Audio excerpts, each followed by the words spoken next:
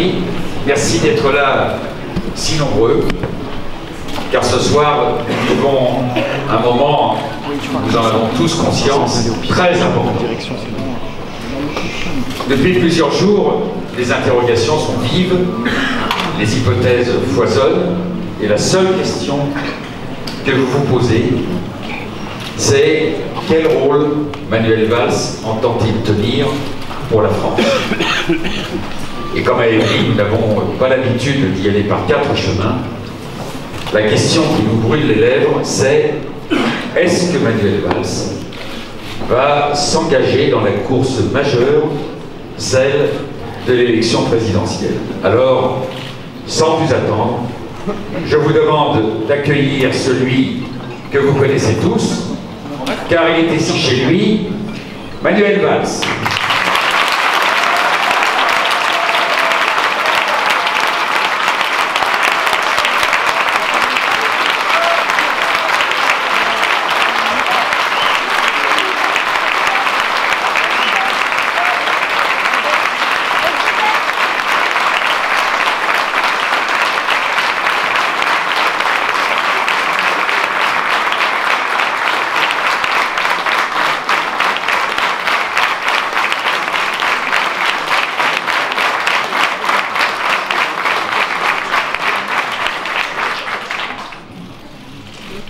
Mes chers compatriotes, je suis ici, dans cette salle où je me suis marié.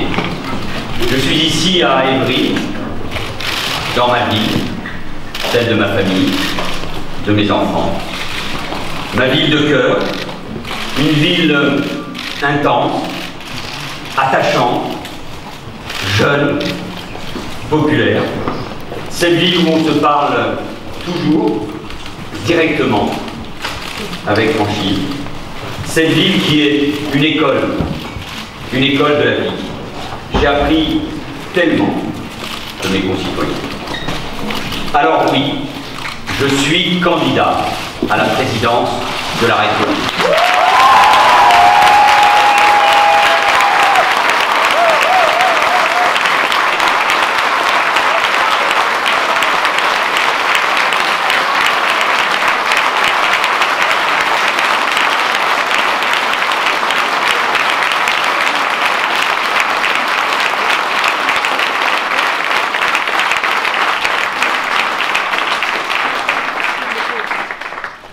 J'ai cette force en moi, cette volonté de servir mon pays.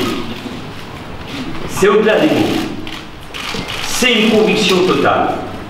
Je veux tout donner pour la France qui m'attend de nous.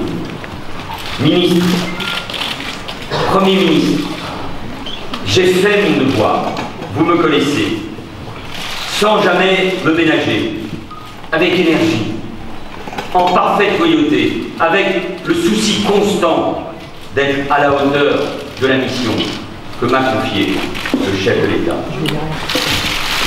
À François Hollande, je veux dire mon émotion, mon affection. Sa décision est celle d'un homme d'État qui place l'intérêt général au-dessus de tout. Elle nous oblige tous. Je veux lui dire la chaleur de mes sentiments. Ils se sont forgés à jamais dans le prix douloureux que notre pays a payé dans son engagement pour la liberté. Je veux lui dire ma très grande fierté d'avoir assumé à ses côtés ses responsabilités immenses, intense, et d'avoir engagé des réformes essentielles pour la France, pour protéger les Français, pour la compétitivité de nos entreprises, pour notre école, pour préserver notre modèle social. Au cœur des difficultés, à ses côtés, je n'ai jamais cédé à la tentation de l'individualisme, de quitter le collectif. Non, le service de la France est bien plus grand que soi. Le temps, oui le temps, est venu d'aller plus loin dans mon engagement. Le sens de l'État me fait considérer que je ne peux plus être Premier ministre tout en étant candidat. En accord total avec le Président de la République, je quitterai mes fonctions dès demain, car je veux, en pleine liberté, proposer aux Français un chemin. Pourquoi ma candidature? Pourquoi donner 5 ans de plus à la gauche? Ces interrogations sont légitimes. Je suis lucide. Je suis candidat parce que la France doit peser de tout son poids dans un monde qui n'a plus rien à voir avec ce qu'il était. Menace terroriste, réchauffement climatique, effet néfaste de la mondialisation, affaiblissement de l'Europe, poussée de l'extrême droite. Je veux une France indépendante, inflexible sur ses valeurs, face à la Chine de Xi Jinping, à la Russie de Vladimir Poutine, à l'Amérique de Donald Trump, à la Turquie de Recep Erdogan. Il faut dans ce monde une expérience forte. Elle ne s'invente pas, elle ne s'improvise pas. J'ai cette expérience et je veux la mettre à profit. Je m'engage parce que je ne veux pas que la France revive ce traumatisme, celui de 2002, d'une extrême droite au second tour de l'élection présidentielle. Elle est aujourd'hui aux portes du pouvoir. Son programme ruinerait les petites gens, les retraités, les ouvriers. Elle nous ferait sortir de l'Europe et de l'histoire. À nous tous, de la renvoyer dans les corps. Je veux me battre dans cette campagne contre la droite, son candidat, son programme. Avec ses vieilles recettes des années 80, elle nous présente comme une avancée ce qui est un recul social généralisé. Je ne veux pas que les fonctionnaires travaillent plus pour gagner moins. Je ne veux pas que les déremboursements massifs de médicaments empêchent les plus modestes de se soigner. Je ne veux pas que nos enfants aient moins de professeurs, que nos villes et nos campagnes aient moins de policiers et de gendarmes. Je ne veux pas que l'on casse notre sécurité sociale, l'hôpital public, que nos aînés aient moins de protection et que les salariés attendent 70 ans pour toucher une retraite à taux plein. Ma candidature, c'est aussi une révolte. Je suis révolté au fond de moi-même à l'idée que la gauche soit disqualifiée de cette présidentielle. Et cette révolte, je veux la faire nôtre. Je constate la division à gauche. Mais jusqu'à quand allons-nous subir ce spectacle? Voilà un beau motif de sursaut. Il y a une exigence de rassemblement. Et au fond de nous, je sais qu'il y a une envie de se retrouver. Moi-même, dans ma volonté de faire évoluer ma famille politique, j'ai pu avoir des mots durs, susciter des débats, des incompréhensions. C'est ça la gauche, c'est le débat, c'est la controverse. Mais j'ai toujours assumé les décisions collectives, parce que c'est ça aussi l'esprit de la gauche. C'est mon histoire. Bien sûr, les uns et les autres, nous sommes différents, mais nous sommes ensemble. La division est toujours une affaire qui se fabrique à plusieurs. L'unité aussi. Chacun devra faire un effort. Moi le premier. Il faut être digne, se dépasser. Ma candidature est celle de la conciliation. Elle est celle de la réconciliation. Je pose donc ce premier acte pour l'unité, parce qu'aujourd'hui, j'ai une responsabilité. Rassembler, oui, rassembler, car enfin, quand on a gouverné avec François Mitterrand, Lionel Jospin, François Hollande, on partage quelque chose de grand, de fort, un même combat pour le progrès et la justice sociale. C'est une histoire, un fil commun. Je veux faire gagner tout ce qui nous rassemble.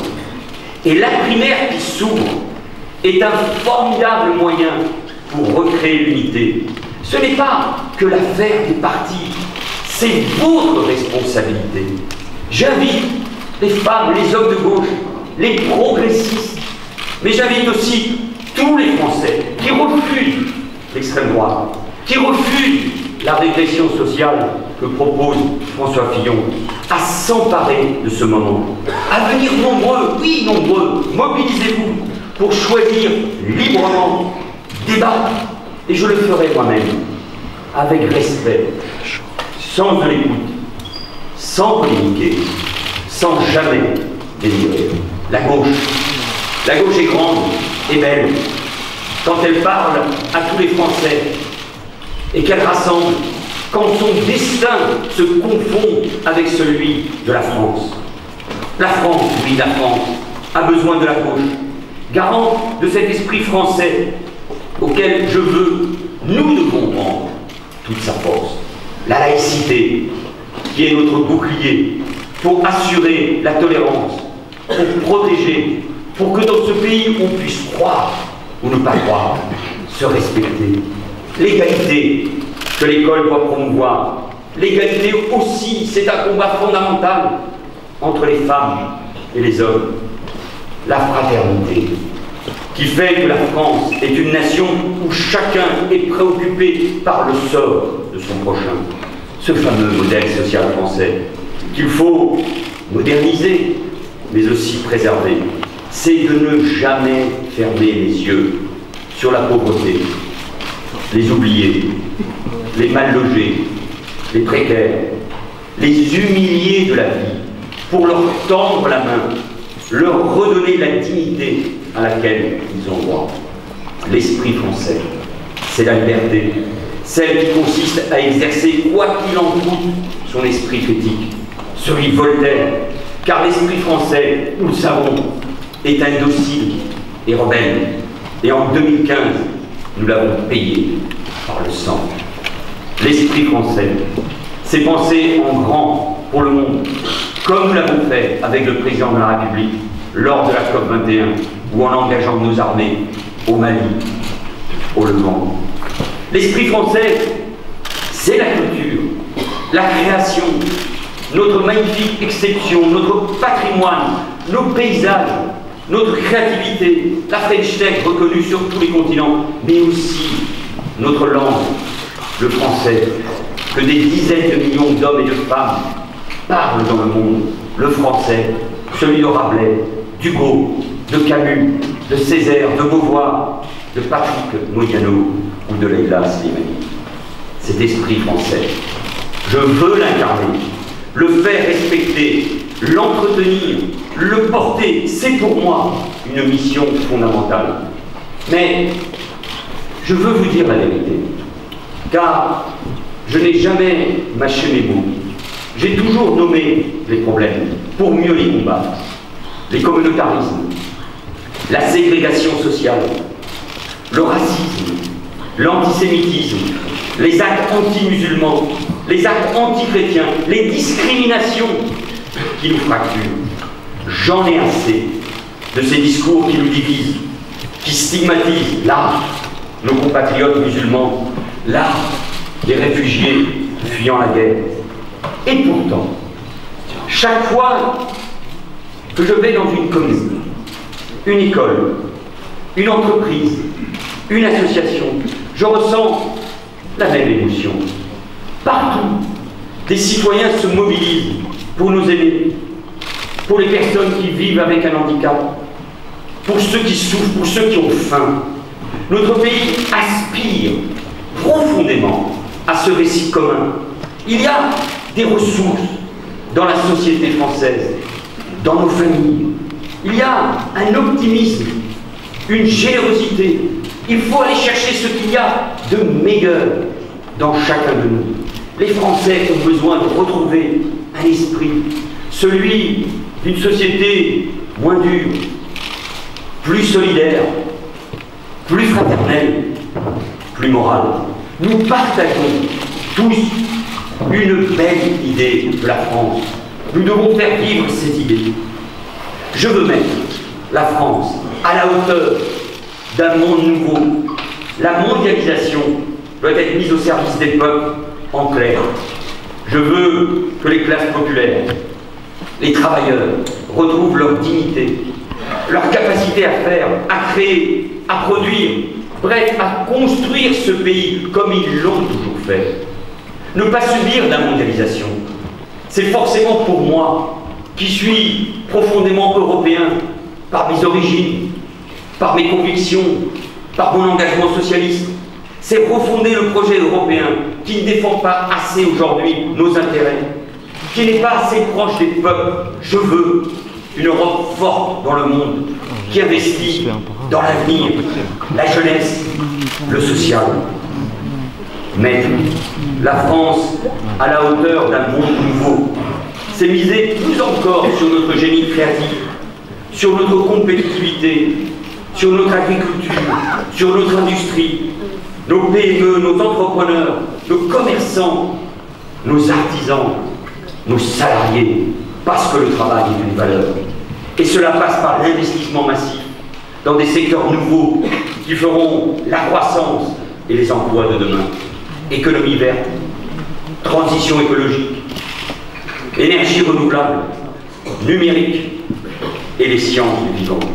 Dans ce monde nouveau, la France sera plus forte.